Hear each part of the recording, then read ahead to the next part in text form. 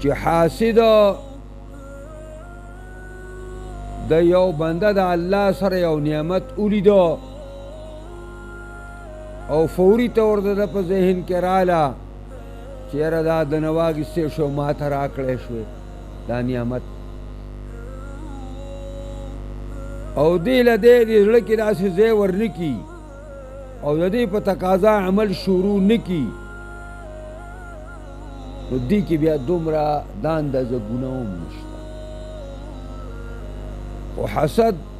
او حاسد هغه وخت خطرناک شي چې دی دا ارمان هم کوي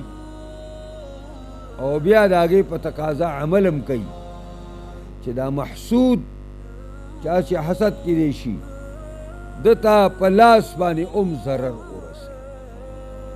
ځکه قرآن ویلي ومن شر حاسد د شر حسدګر نه اذا حسد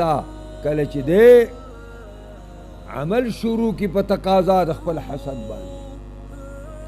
عملا هغه ته نقصان رسول شروع